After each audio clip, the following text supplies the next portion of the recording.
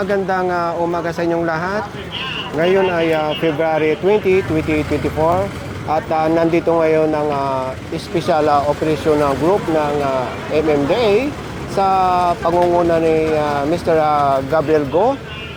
At ito ay isang special request ng Pasig sa MMDA at sinuportahan ng LGU. Nandito tayo ngayon sa may kahabaan ng Jacinto at sakop ng Barangay Bangbang at sakop ng Pasig City. At ito, binabaklas na itong ano bang tawag dito? Masasabi ba nating bahay? Kasi sinili po kayo na may ayun, walang natutulog.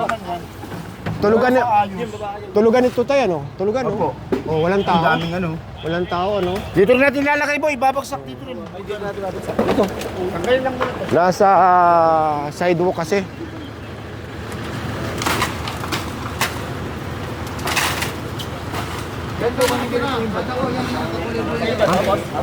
Saan? Yun yung nakatira dyan. Ito?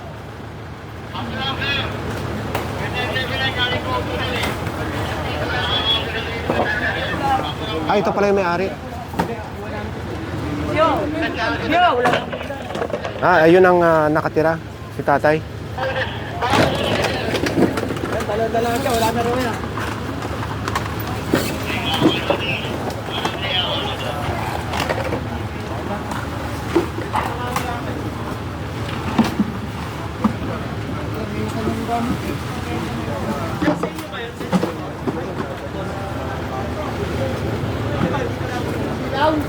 Ipon niya kay Manoli.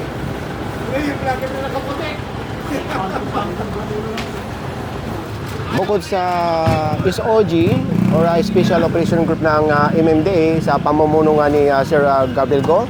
At dito naman sa Pasig ay pinangungunahan ni Sir Edwin Lopez, ang Action Officer ng MMDA dito sa Pasig area. Ano?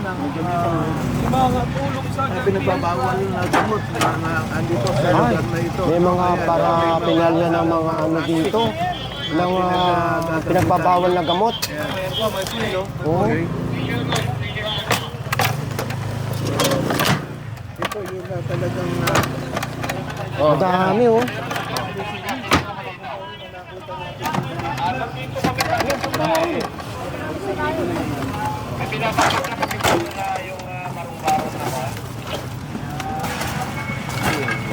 Oh.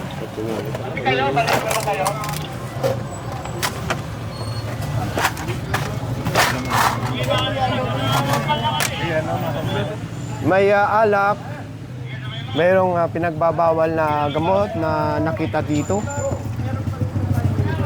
Ayan oh.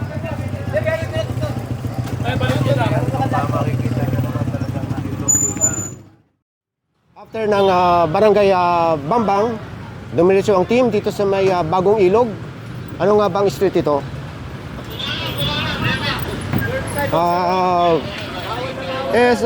Victorino.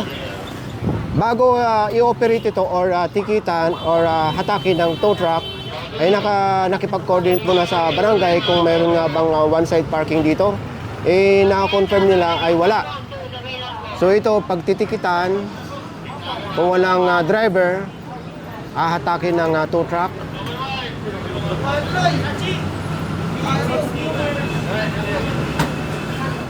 Ang haba oh. Inuulit ko mga kabayan, ito ay special request ng LGU Pasig sa MMDA. At pwede rin kayo mag-request mga kabayan kung nasaan kayong lugar. Gumawa lang kayo ng letter or picturean nyo yung lugar na inyong mga concern. At pwede nyo ipadala or tumawag sa hotline na ilalagay ko sa description ng ating video. kailangan po natin, sir, nakapark kayo within 6 meters ng Ferdinand Road. Corner, sir. So, illegally park na rin, sir.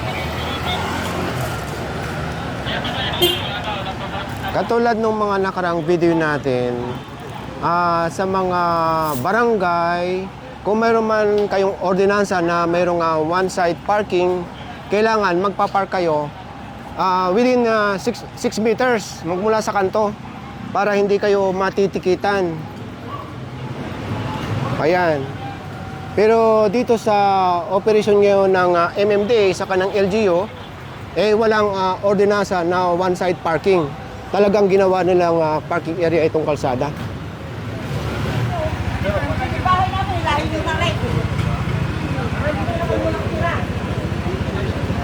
Yung may-ari ng kotse na ito at nagagalit or naiinis dahil hahatakin na itong sasakyan.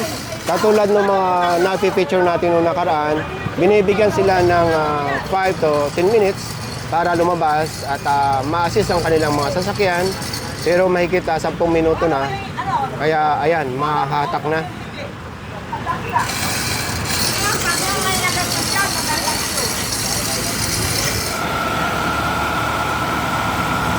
Na pag-alaman natin, yung may-ari ng kotse niyan, saka itong nakapark sa kanto na nabatak, ay isang may-ari.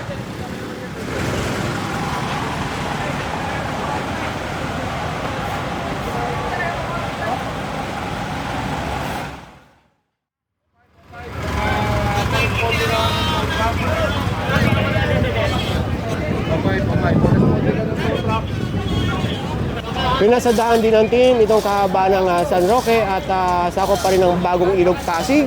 At pinagtitikitan at pinagpapatak yung mga naka-illegal parking dito. Malapit lang ito sa C5. Ayun ang C5 oh. May nadala na palang isa. Pati itong ilalim ng flyover ng C5 ay ginawa ng parkingan.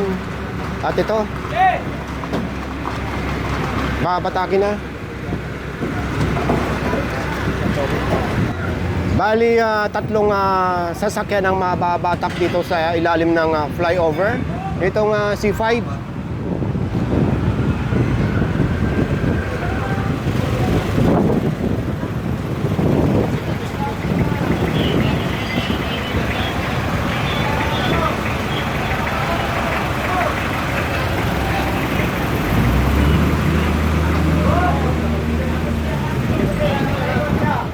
Pati itong motorsiklo ay mapapasamang isang pa sa truck dahil kanina pang operasyon dito ay hindi pa ginagalaw na may-ari.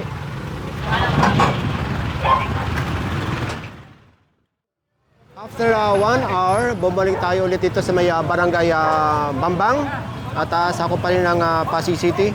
At ito, pinagsasampa na itong mga obstruction dito sa sidewalk.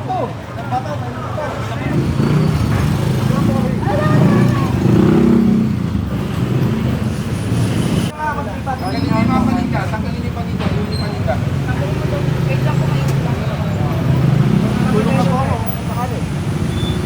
So ayun kay Sir Gab, tanggalin ang paninda at kunin lang yung patungan.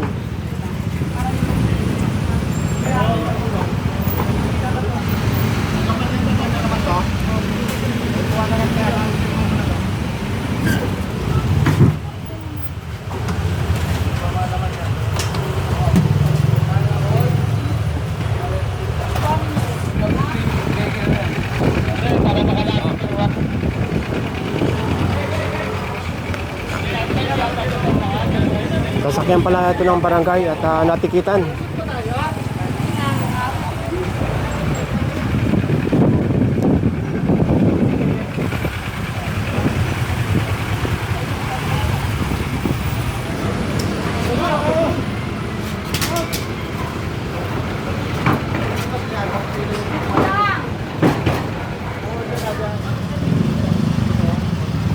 Ito namang grahe or gate na nakapatong na mismo sa sidewalk ay binibigyan na ng notice for 1 week para tanggalin itong gate na nakapatong dito sa sidewalk mismo.